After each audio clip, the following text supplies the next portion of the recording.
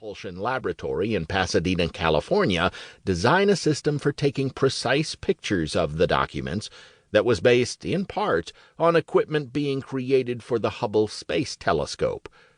The Charters Monitoring System that they proposed was built for $3.3 million by what is now Hughes Optics in Danbury, Connecticut, and set up in 1987 at the Archives, which used it to generate a series of baseline images to which those of February 1995 were compared. Essentially, the system consists of a computer-guided electronic camera that scans sample sections of the documents, measuring each dot or pixel of light on a scale of 1 to 1,000 and recording its results.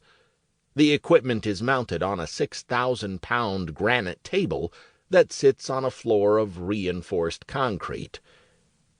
The discovery of haze, when the Bill of Rights had touched glass, prompted consultations with a microbiologist and a glass chemist.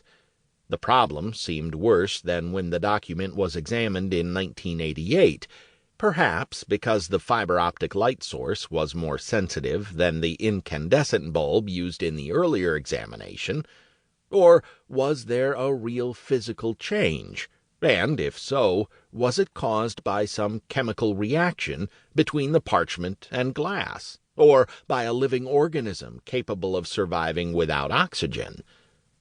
The 1995 evaluation confirmed earlier observations of tiny white flakes in the document enclosures that could be sodium coming from the glass, or perhaps the result of other structural changes in the glass. All these phenomena were noted, measured, evaluated, and recorded for future reference. The nation's vital documents have not always been regarded with such reverence, or, for that matter, given much regard of any kind. In 1776, the Declaration of Independence was not even copied onto a particularly good sheet of parchment, just an ordinary type of colonial manufacture that could be easily found on sale in Philadelphia, and was perhaps improvidently selected, being improperly cured and sized. The Declaration then went on to become one of the most abused documents in the history of preservation, battered and bandaged since its birth. The Continental Congress probably hauled the document, rolled up, as was the custom with parchment scrolls, with its other papers as it moved from place to place in the course of the Revolutionary War. Later, the Declaration found resting places with the national government at New York, Philadelphia, and, in 1800, at the nation's new capital in Washington, D.C.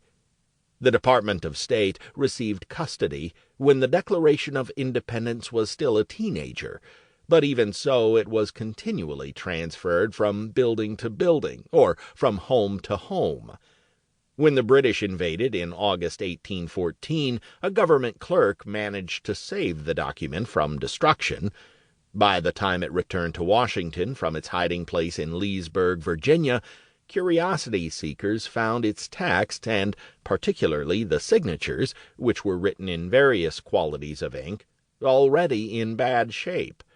The wet pressing process used to make a facsimile in 1823 did further damage, and the fading continued after 1841, when the State Department grew tired of pulling the document out to show visitors, and put it on public display for the first time, on a wall in the new Patent Office, opposite a large window, where it remained for 35 years.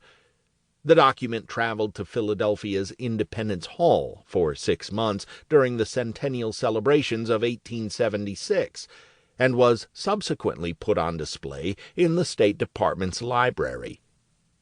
By its 100th year, however, the Declaration's decay had become so obvious that the first of many scientific committees was appointed to decide what to do.